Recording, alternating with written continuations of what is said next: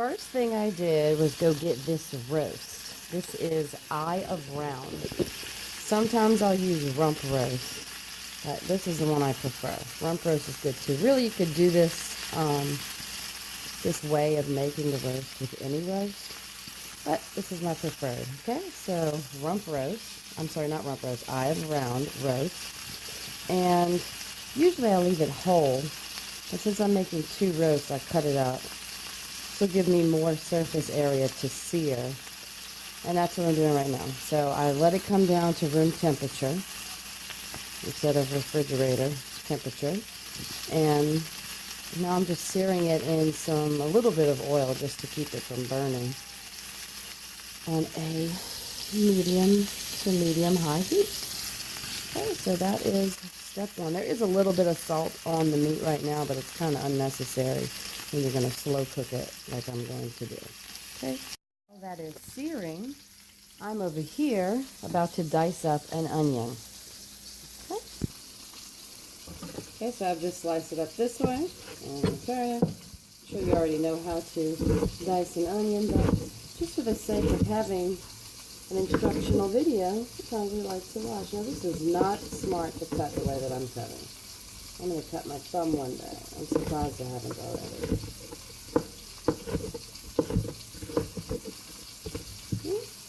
All diced up. And I am crying so hard right now. My eyes are just, oh my God. I have to walk away. Now those meats, big old roast, they are going to burn. I gotta get them turned over. And I mean, I really don't know when to tell you to turn them. I just kind of know that I probably should go ahead and do it. But what I'll do is usually just check the first one I put down and see how it's got kind of like a golden brown color going on. Now's a good time to turn it over. Hear that sound? Sounds great. Sounds delicious. See that color going on there? So I will do that to every side. And the more surface area you can get like that, which is a good reason to cut them before you sear the roast, the more flavor. This is where all that flavor comes from, is the searing. Okay, so now I'm down to having one more side on each piece that needs to be seared. So when I start to sear the last side, I'm going to put in those onions I cut up. And I'll show you that next. Okay, so I just flipped the meat over to the last side, so I'm just going to toss this in there. And I waited till I was almost done searing this because my goal is not to saute it. I just want to just kind of sear it also because it just gives it another layer of flavor. I'm just going to get it all down in the pan like that. And I might turn over my meat a little more for sides like that. I might pick it up and hold it on the heat for a minute just to get as much of these sides browned up as I can. And when I do that, it's not a big deal if I catch an onion underneath it or whatever, you know, just toss these onions in there and treat the pan as if they're not there. If they saute, no big deal, but that's not my ultimate goal here. Just to brown them up with the meat. Okay, you see I turned them up on their sides. Really not necessary, I guess, but I just like to make sure that everything tastes as delicious as possible. It does take some patience to do this because I managed to get them to stand up, but they don't always. Sometimes you have to just hold them like that.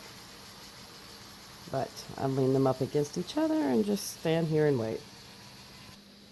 So I've got the crock pot on standby while that meat was cooking, and I'm going to prep it, which there really isn't a whole lot of preparation to do right now. I'm just plugging it in, and you don't need a whole lot of spices to do this. So having the crock pot on standby was not necessary, but you do need to have a cup of water on standby. For this much roast, which this is 2 roasts, I got a full, one of those big size dipping cups. I mean, there's no measurement here, but I guess you could say this is about 2.5 to 3 cups right here, probably like 3 for that much. I don't see the onions there, how they look. They're not sauteed and opaque. Some of them are, but really the idea is just to get the edges of them browned. So now what I'm going to do is take the roast out and the onions and put them in the crock pot. Okay, so I'm going to get this roast. Heat's still on the pan. I'm just going to place them all in here right now, because right now my goal is to tend to this pan. I'm not worried about tending to the meat. Let me get the onions out of here too.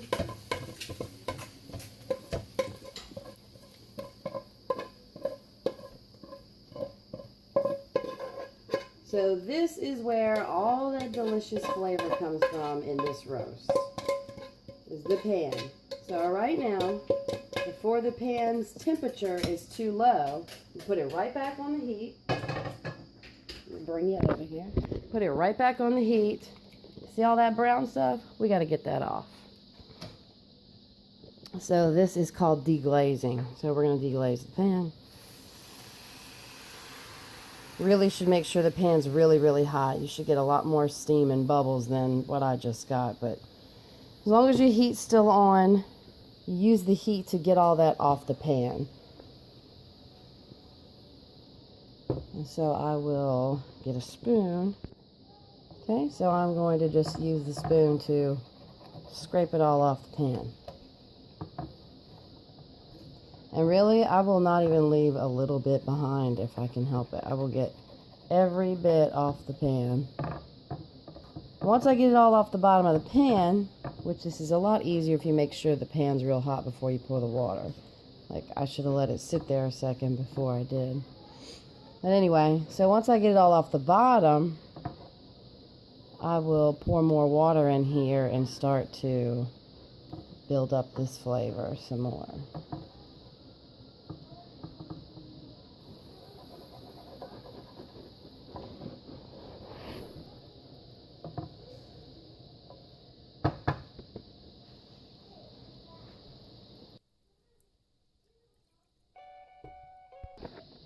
So this is about all that, except that we don't use brake fluid. Salt, pepper, and usually I'll use Tony's, but anything of the likeness, okay? And this. Okay, so I'm going to go salt and pepper and put all this in that pan we just worked on, okay? Now, I'm going to put a lot, but you got to remember this is going over 2 roasts, and I got to make enough gravy with this to cook them. Now, that's another thing. I ain't making a gravy out of this. What I'm doing is just making this, it's almost like a jus, you know? Not too much pepper. I do a decent amount of salt because you got to remember you're trying to infuse all this flavor into all that meat, and the meat is really thick. So, you got to put enough to do that. So salt the crap out of it. I don't go too crazy with the Tony's or the whatever it is you're going to use. Let me stir this up.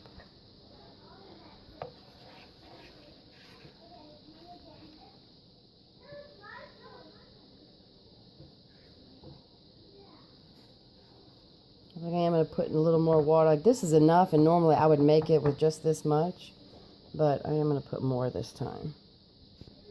Okay, and since I put more water, I put a little bit more of all the seasonings, which, like I said, is not much.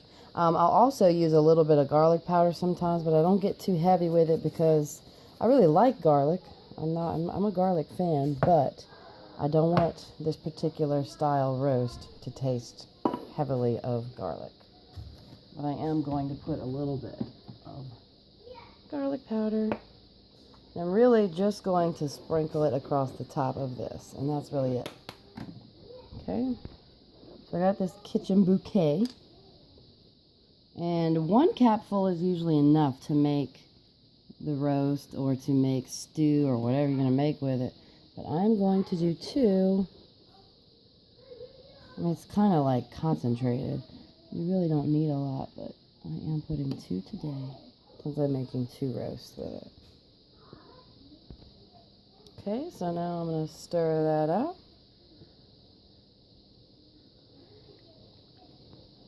Now, once this gets simmering, I'm going to taste it, but you just got to remember when you taste it that this is not how it's actually going to taste once it's, in the crock pot and been cooking all day.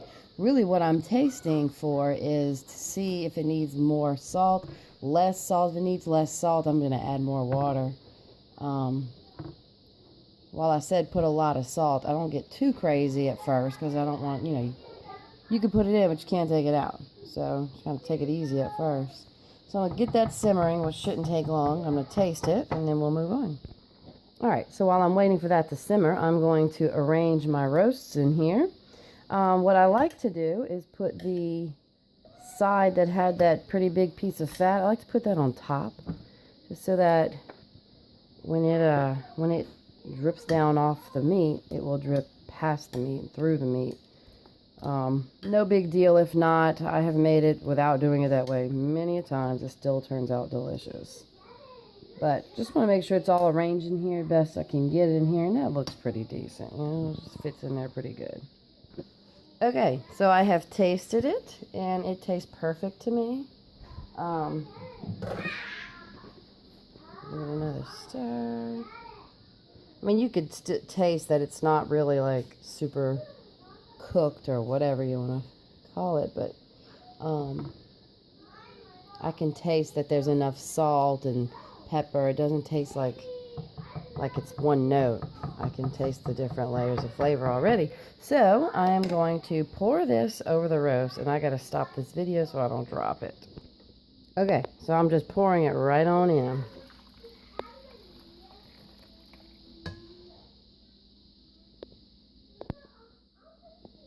Now you can make a gravy out of that when it's done cooking or before you ever even put it in there, but the flavor changes, and I really like this roast the way it tastes, so I'm not going to do that. But anyway, so this is what I'm going to do. This is it. I'm going to turn on the heat on high for most of the day, for half the day, or low for all day. But I'm just going to put it on high for a few hours, and we will check back. Some other things I wanted to say while that's going on high. Anyway, you could also do this on the stovetop, in a deep enough pan with a lid. This is just the easy way, I don't have to mess with it all day, but you could do it on the stovetop. It does come out with a little bit of a, like a richer flavor, I guess, when you do it on the stovetop. But what you would do different is, instead of putting it in a crock pot, you put it in your pan. You do all the steps the same. You just put it in a pan instead, put the lid on, and put the heat on the lowest you can get it. And then you only have to do it for between an hour or two. Just depends on how thick your roast is. When I do it in a pan instead of in a crock pot, I cut it into pieces even smaller than this. I'll cut it in half, and then I'll probably cut it one more time. That just helps with the cook time. Because if it's too big and you don't have your heat right, you can end up with a tough piece of meat. And that's the idea of this, is that it's really tender and flavorful because it cooked real slow. And it was able to, absorb all that flavor. I have put potatoes and carrots and stuff in it, but over the years, through trial and error, this is just a roast that's just good like it is. So I kind of just don't do that with this one. You can, but I personally rather just not. If I'm going to do stuff like that, it's with other cuts of meat or stew meat, or I'll just do them on the side if I want it with this roast. But I like to just, once this is done, you have that real thin, watery gravy that's like au jus. Just put that over rice with corn, and that is my favorite way to eat this. But anyway, I think that I've touched all the points that you need to make this. All right, enjoy. Okay, so this has been cooking for several hours. I want to come in here and just kind of break it up. It should look like this, should come right apart like that. And it's ready to eat. But we're saving this for tomorrow. So anyway, that's it.